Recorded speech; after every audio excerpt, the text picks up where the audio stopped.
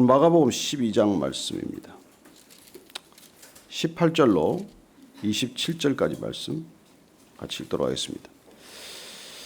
시작. 부활이 없다 하는 사두개인들이 예수께 와서 물어 이르되 선생님이여 모세가 우리에게 써주기를 어떤 사람의 형이 자식이 없이 아내를 두고 죽으면 그 동생이 그 아내를 취하여 형을 위하여 상속자를 세울지니라 하였나이다. 7형제가 있었는데 마지가 아내를 취하였다가 상속자가 없이 죽고 둘째도 그 여자를 취하였다가 상속자가 없이 죽고 셋째도 그렇게 하여 7이 다 상속자가 없었고 최후에 여자도 죽었나이다. 7사람이 다 그를 아내로 취하였으니 부활 때 곧 그들이 살아날 때에 그 중에 누구의 아내가 되리이까? 예수께서 이르시되 너희가 성경도 하나님의 능력도 알지 못함으로 오해함이 아니냐? 사람이 죽은 자 가운데서 살아날 때는 장가도 아니가고 시집도 아니가고 하늘에 있는 천사들과 같으니라. 죽은 자가 살아난다는 것을 말할진대 너희가 모세 책 중 가시나무 뜰기에 관한 글에 하나님께서 모세에게 이르시되 나는 아브라함의 하나님이요 이삭의 하나님이요 야곱의 하나님이로라 하신 말씀을 읽어보지 못하였느냐? 하나님은 죽은 자의 하나님이 아니요 산 자의 하나님이시라 너희가 크게 오해하였도다 하시니라. 아멘. 예수님께서 바리새인들이 헤롯 당원들과 함께 시비 거는 그런 또 곤욕스러운 일을 겪었죠. 헤롯 당원과 바리새인들은 결코 하나 될 수 없음에도 불구하고 예수님을 공격하고 예수님의 책을 잡는 데는 한 통속이었고 한 마음이었습니다. 그들이 가이사의 것은 가이사에게 하나님의 것은 하나님께 돌리라는 말을 듣고 물러났어요. 또 이번에는 사두개인들이 칼을 들고 덤비는 것입니다. 여러분 우리 인생 가운데 고난이 한 번 오고 마는 법은 없어요. 어려운 일을 한 번 겪고 끝나는 인생은 없습니다.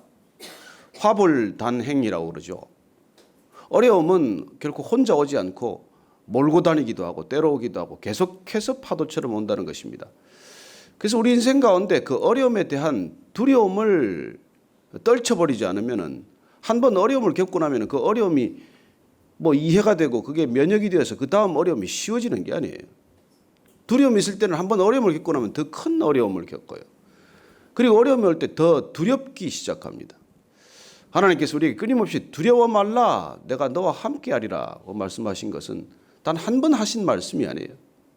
우리가 두려워할 때마다 어려울 때마다 힘들 때마다 주님께서 우리를 붙들어 주시는 까닭은 우리가 체질적으로 본능적으로 두려워하는 존재이기 때문이죠.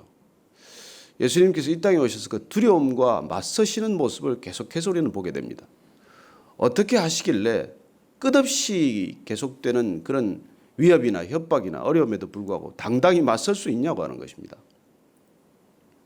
저는 이 시대를 살아가는 그리스도인들이 주님이 걸어가셨던 길을 우리가 묵상하면서 그분과 함께 동행할 때만이 비로소 그 두려움으로부터 벗어나고 자유할 수 있다고 믿습니다. 세상은 만만치 않아요. 녹록지 않습니다. 악한 사람들도 탁월해요. 얼마나 부지런한지 모릅니다. 얼마나 열심인지 몰라요. 쉽게 체념하지 않습니다. 그리고 예수님의 책을 잡는데 그냥 그만하면 됐다 물러서지 않아요. 그리고 이쪽 세력이 백기를 들 것 같으면 또 저쪽 세력이 또 뛰어드는 것이고 오늘 바리새인들이 물러가니까 사두개인들이 또 왔다는 것입니다. 바리새인 사두개인들도 사이가 좋은 사람들이 아니에요. 어찌 보면 그 당시에 사두개인들은 다윗 때 제사장 사독으로부터 이렇게 물려받은 제사장직으로 인해서 가장 강고한 강력한 기득권층이죠. 제사장 그룹들을 그야말로 이렇게 대를 이어서 가져온 사람들입니다. 가장 두꺼운 종교적 기득권 세력이고 종교 엘리트층이죠. 이 사람들은 또 바리새인들하고도 달라요. 어쩌면 바리새인들은 오늘날 우리가 치면은 사두개인들이 오히려 정통님을 주장했다고 한다면 바리새인들은 개신교적 입장이에요. 그리고 종교의 정통성을 지키고 그리고 그 정통성의 기득권을 고집했던 사두개인들의 어떤 그 이익에 반해서 또 일어났던 사람들이니까요. 이 사두개인들은 특징이 모세 오경밖에 인정을 하지 않았습니다. 모세오경을 해석하는 구전적인 것들이나 또 우리가 말하는 역사서나 예언서나 이런 시가서 같은 것들을 성경으로 정경으로 인정하지 않은 것이죠. 그래서 이 사람들은 모세오경만을 고집했기 때문에 첫째 가장 두드러진 특징이 오늘 이 부활 논쟁에서 보듯 부활을 인정하지 않았다는 것입니다. 사람의 몸이 죽으면 영도 따라 사라지는 것이지 무슨 영이 다시 부활해서 그런 일들은 없다고 믿었던 사람들입니다. 인간이 사실 조심해야 될 것이 자기 생각 안에 갇히는 일이죠. 자기 경험 안에 갇히는 일입니다. 자기 편견과 고집 안에 갇히는 것이야말로 가장 무서운 일이에요, 사실.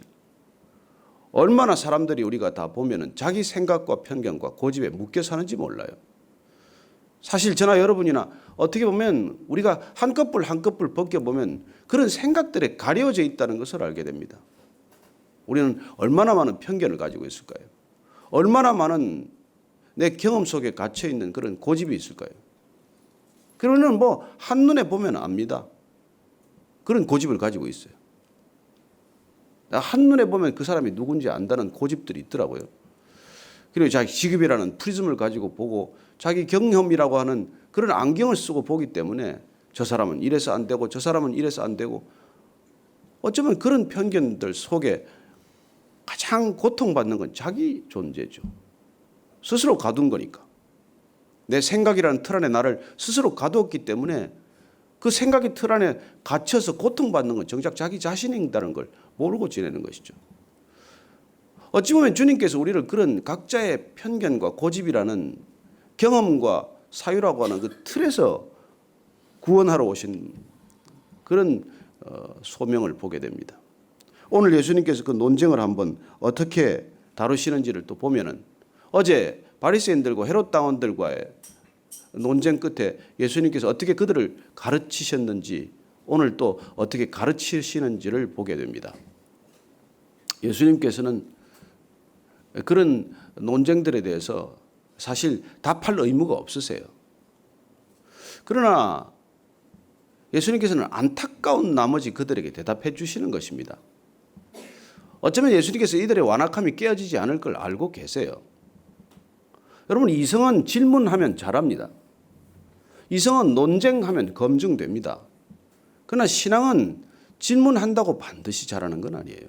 어쩌면 신앙은 질문이 멈추는 곳에서 또 잘하기도 하고 논쟁이 사라진 곳에서 성숙해가는 것이지 논쟁하면서 사실 신앙은 잘하지 않아요. 우리가 믿음의 초기에는 하나님이 안 믿어져서 어떻게 하면 믿을 것인가에 관한 실험을 하게 되지만 그러나 사람들하고 신학적이고 교리적인 논쟁을 한다고 해서 신앙이 반드시 성숙하거나 그렇게 되지는 않는다는 거예요. 예수님께서 논쟁을 즐겨 하시는 분이 아닙니다. 그럼에도 불구하고 끊임없이 논쟁하고자 찾아드는 이들한테 예수님께서 답해 주시는 까닭은 그들이 변할 것이라는 것보다는 어떻게 보면 이 논쟁을 통해서 두고 올 세대를 위해서 저는 논쟁에 답을 하셨다고 믿습니다. 저와 여러분들처럼 논쟁하기 좋아하고 질문하기 좋아하고 따지기 좋아하는 다음 올 세대들을 위해서 저는 예수님께서 이렇게 답해 주시지 않았나 믿습니다. 부활 누가 잘 믿습니까? 어쩌면 신앙 안에 있으면서도 부활을 제대로 믿지 않는 사람들이 저는 수없이 많다고 봅니다. 부활을 믿으면서 저렇게 살 수 있나? 부활이라는 말만 개념만 머릿속에 들어있지 부활이 실제로 믿어지는데 이렇게 살 수는 없다는 생각을 저는 많이 합니다. 오늘 이 부활을 믿지 않았던 사두개인들은 오히려 정직한 편이에요. 부활이 어딨냐? 이 땅에 살다 죽으면 다 끝이지. 그래 그들은 그러면서도 하나님을 가장 잘 믿는다고 생각했던 사람들이고 하나님을 지키기 위해서 성전에 반드시 예배를 드려야 한다고 믿었던 사람들이에요. 그들이 바리새인을 미워했던 이유는 그들이 예배, 제사를 드리는 대신 기도를 하기 시작했고 기도하는 집으로 시나고그, 회당을 짓기 시작한 것 때문에 속이 틀어졌어요. 성전이라고 하는 거대한 공간 속에 가둬야 할 예배 의식이나 형식이 이 바리새인들에 의해서 자꾸 다른 시나고그가 세워지고 거기서도 예배를 드린다고 하니 어쩌면 마치 예루살렘 성전을 거부했던 사마리아인들 대하듯 그런 마음들이, 그런 불편함이 생긴 것이죠. 성전은 여기서만 성전이 세워져야 하고 예루살렘 성전에서만 예배가 드려져야 하는데 어떻게 사방에서 예배를 드릴 수 있다고 주장하느냐는 것이죠. 오늘도 어쩌면 우리는 그런 생각에 갇혀 있는지 모릅니다. 이곳에서 드리는 예배가 진정한 예배고 주일날 대예배가 진정한 예배지 나머지는 그건 뭐 가지에 불과하다고 생각할 수 있는 오해가 있다는 것입니다. 자, 오늘 이 말씀을 통해서 예수님께서 다시 한번 이 부활 어떤 것인지를 정확히 말씀해 주고 계십니다. 혹시 부활에 대한 조금이라도 의심이 있다거나 부활에 대한 진정한 이 믿음이 부족하다면 오늘 예수님이 부활에 관한 말씀을 정확히 우리가 이해하는 것이 필요하다고 믿습니다. 아니, 액면 그대로 받아들이는 것이 필요한 것이죠. 논쟁의 시작은 사두개인들이 주도했습니다. 조롱조로 시작을 했어요. 우리 유대 사회에 있는 형사취수법을 보십시다. 형이 죽으면 동생이 그 형수를 취해서 자녀를 낳아서 그 계대 결혼을 통해서 이 유업을, 가업을 이어가는 제도를 보십시다. 큰형이 죽었어요. 그래서 그 다음 동생이 형수를 취했습니다. 그렇게 차례로 동생들이 죽어서 7형제가 다 죽었다. 그래서 7형제와 이 여인이 다 같이 살았다. 당신들이 말하는 부활, 당신들이 말하는 천국에 가서 그럼 그 안에는 도대체 7형제 중에 누구와 살아야 되냐? 그런 가상적인 질문을 한 것이죠. 뭐 질문을 위한 질문 아닙니까? 어떤 여자가 뭐 형이 차례로 죽는데 계속 그 집안에 그렇게 그냥 줄초상을 내가면서 결혼을 하겠어요. 근데 이런 그 계대 결혼법이 부활에 대해서 자기들이 논쟁하는데 좋은 빌미, 예화가 된 것이죠. 사실 이 계대 결혼, 이 법을 통해서 룻이 보아스를 만나지 않았습니까? 기업 물을 자인 보아스를 만나서 결국 그 집안에서 이세 다윗을 거치는 예수 그리스도의 족보가 형성이 되는 것이죠. 그 당시 이 결혼 제도는 연약한 여성의 지위를 위해서 이루어진 것입니다. 남편이 죽으면 경제적인 아무 이 힘이 없고 어떻게 생계를 이어나갈 방법이 없는 그 당시 고대 중근동 문화에서 어떻게 하면 약자인 여인들을 보호할 것이냐, 어떻게 하면 과부가 된 여인들을 보호할 것인가, 어떻게 하면 재산이 전혀 없는 이 여인들에게 재산과 이 자녀를 이어갈 수 있도록 할 것인가 하는 제도로 선의로 해석된 그리고 만들어진 제도가 이 형사취수법이에요. 근데 이걸 가지고 이제 시비를 건 것입니다. 7형제가 차례로 죽었는데 그 여인은 도대체 천국 가면 누가 살아야 되나? 다 살아봤는데 이런 얘기를 한 것이죠. 근데 오늘 예수님께서 뭐라고 대답하십니까? 21절, 24절 말씀 한번 같이 보십시다. 시작. 예수께서 이르시되 너희가 성경도 하나님의 능력도 알지 못함으로 오해함이 아니냐. 성경도 하나님의 능력도 모르기 때문에 그런 질문을 한다는 것입니다. 성경을 제대로 알고 하나님의 능력을 안다면 너희들 어떻게 그런 질문을 하겠냐고 하는 반문이죠. 저는 참 이 예수님의 그 이렇게 반문이 섬찟해요. 많은 우리의 질문이 성경도 모르고 하나님의 능력도 몰라서 생기는 거구나. 그걸 우리 스스로 깨닫게 되는 것입니다. 성경을 알면 안 생길 질문인데 성경을 읽어가면서 생기는 질문과는 달리 성경조차 모르기 때문에 우리가 질문할 수 있다는 것이고 하나님의 능력을 경험하지 못해서 생기는 의문들이 많다는 것입니다. 오늘 예수님께서 자, 우리 이 궁금한 점에 대해서 분명한 답변을 이렇게 해 주십니다. 25절, 26절 말씀 같이 있습니다. 시작. 사람이 죽은 자 가운데서 살아날 때는 장가도 아니가고 시집도 아니가고 하늘에 있는 천사들과 같으니라. 죽은 자가 살아난다는 것을 말할진대 너희가 모세의 책 중 가시나무 떨기에 관한 글에 하나님께서 모세에게 이르시되 나는 아브라함의 하나님이요 이삭의 하나님이요 야곱의 하나님이로라 하신 말씀을 읽어보지 못하였느냐. 이 정말 여러분 얼마나 시원한 말씀입니까? 우선 우리가 다시 살아나면 부활하면 장가도 안 가고 시집도 안 간다는 말이 얼마나 위로가 되십니까? 조금만 견디면 되겠구나. 뭐 그런 생각이 있을 거 아니에요. 요것만 고민을 지나면 이제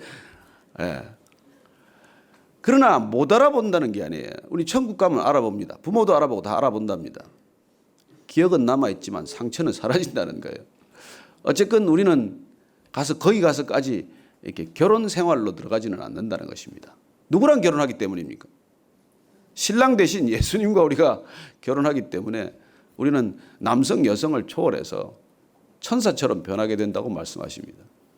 어쨌건 우리는 이 땅에서의 삶을 위해서는 이런 형태로 살아가지만 정말 우리가 영원한 곳에서는 다른 패턴, 새로운 삶이 펼쳐진다는 거예요. 모르기 때문에 우리가 이렇게 지지고 볶고 사는 거죠.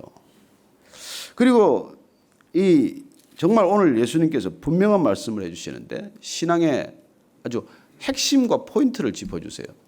하나님께서 너 떨기나무 얘기 모르냐? 모세가 하나님을 만났을 때 하나님이 자기 속에는 I am who I am. 나는 스스로 있는 자니라 그렇게 소개를 해주셨고 더더군다나 그 하나님이 누구신지를 말할 때 왜 아브라함의 하나님, 이삭의 하나님, 야곱의 하나님이라고 말씀하셨겠냐? 왜 하나님은 아브라함과 이삭과 야곱의 하나님이 동시에 될 수 있냐는 것입니다. 왜 죽었다면 아브라함의 하나님이라고 말씀하시겠냐? 왜 이삭이 죽었다면 이삭의 하나님이라고 말씀하시겠냐? 왜 야곱이 죽고 없다면 야곱의 하나님이라고 말씀하시겠냐는 것이죠. 그들이 다 함께 있기 때문에 하나님 자신을 소개할 때 나는 아브라함의 하나님, 이삭의 하나님, 야곱의 하나님이라고 말씀하신다는 것입니다.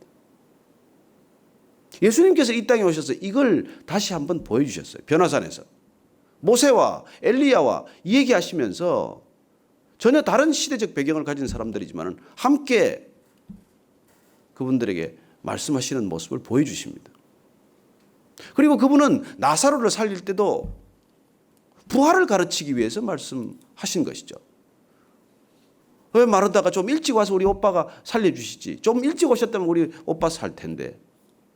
왜 안 오셨나요? 죽은 지 나흘 돼서 냄새가 나는데 어떻게 살립니까? 예수님께서 말씀하십니다. 너희들이 그렇게 두려워하지 말라. 죽음 앞에서 두려워 말라. 죽어도 살겠고 무릇 살아서 나를 믿는 자는 영원히 죽지 아니하리라. 그거 가르치러 오신 거예요. 그거 알려주러 오신 거예요. 그 문제 해결하러 오신 거예요. 그래서 오늘 이 부활 논쟁에 대해서 아주 그냥 구약에는 없다고? 토라에는 모른다고? 하나님은 태초부터 산자의 하나님이라는 거예요. 살아있는 자의 하나님이라고 말씀하십니다. 27절 말씀 한번 같이 더 읽겠습니다. 시작. 하나님은 죽은 자의 하나님이 아니요 산자의 하나님이시라 너희가 크게 오해하였도다 하시니라. 하나님은 저는 이 말씀을 읽으면서 얼마나 그냥 흥분되는지 모르겠어요.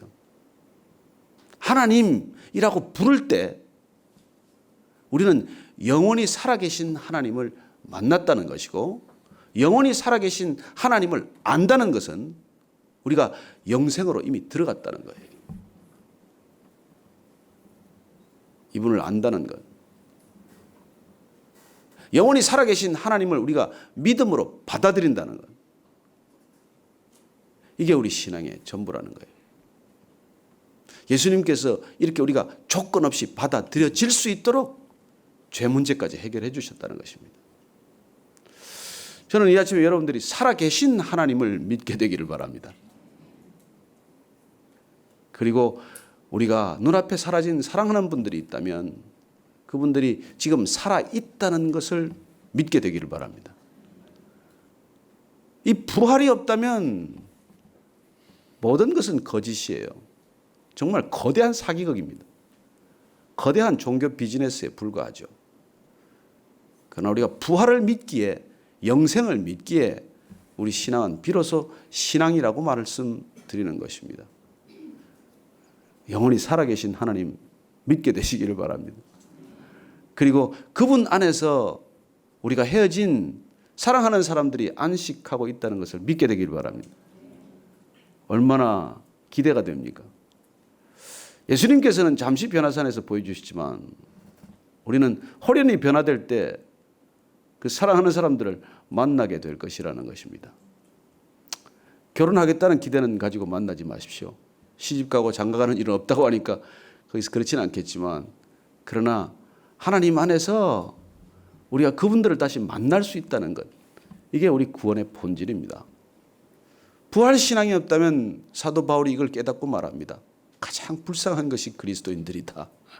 세상에서 가장 불쌍하고 안타까운 사람들이 그리스도인 아니겠느냐 그 말하는 것이죠. 저는 여러분들이 불쌍한 그리스도인 되지 않기를 바랍니다. 믿음 안에서 굳건한 부활신앙 안에서 영생의 선물을 이미 누리는 저와 여러분 되기를 축원합니다. 여러분, 부활은 핵심이에요. 하나님 이퀄 부활입니다. 그래서 예수님께서 말씀하십니다. 나는 부활이요 생명이라고 말씀하십니다. 예수님이 부활이라고 말씀하십니다.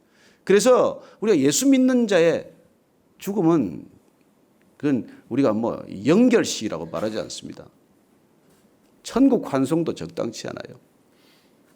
부활의 증인 선서나 마찬가지고 부활의 증인 간증 시간이나 마찬가지입니다. 저는 여러분들이 죽음을 소망하게 되기를 바랍니다. 부활 생명에 대한 그 굳은 믿음 때문에 이 땅에서의 삶에 묶여 살지 않고 이 땅의 기준에 굴복하지 않고 마치 날마다 비상하는 독수리처럼 그렇게 활개치고 날아오르는 자유함이 있게 되기를 바랍니다. 얼마나 좋습니까? 부활이 있어 얼마나 좋습니까? 부활을 믿을 수 있어 얼마나 감사합니까? 부활 신앙 안에 산다는 것이 얼마나 자유롭습니까? 여러분, 묶여 살지 마십시오. 힘들지만 때로 어렵지만 전부가 아니기 때문에 그렇게 묶여 살지 않는 자유함이 저와 여러분에게 날마다 큰 선물 되기를 축원합니다. 그래서 오늘 기도할 때 우리는 사실 그래야 돼요. 내 좁은 생각에 묶여 있지 않게 하옵소서. 바리새인들처럼 헤롯 당원처럼 사두개인들처럼 늘 자기 생각과 자기 편견과 관점에 사로잡혀 있는 인생 되게 하지 않게 하여 주옵소서.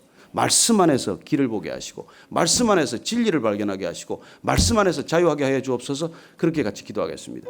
하나님 아버지,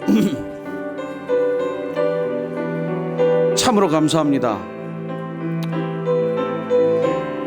이 육신 가지고 전부라면 주님, 우리처럼 불쌍한 사람이 없다고 하셨는데 주 안에서 온전히 부활신앙 안에서 자유하는 저와 여러분 되게 하여 주옵소서. 하나님께서 우리에게 주신 가장 큰 선물 부활입니다. 부활이 없다고 하는 사두개인들을 향하여 말합니다. 너희들이 사두개인이라는 직책 속에 만족한다면 너희는 성경도 모르고 하나님의 능력도 모르는 자들이라고 말씀하셨사오니 주님, 우리 또한 성경도 모르고 하나님의 능력도 모르는 자들 되지 않게 하여 주옵소서. 늘 말씀을 깨달아가는 저희들 되게 하시고 하나님의 능력을 날마다 증거하고 간증하고 체험하는 저희들 되게 하여 주옵소서. 살아계신 하나님, 아브라함의 하나님, 야곱의 하나님, 이삭의 하나님, 그 하나님이 우리의 하나님 되셔서 감사합니다. 저희들 부모의 하나님이셨던 하나님, 우리의 하나님이 되게 하시고 우리 자녀들의 하나님 되게 하여 주옵소서.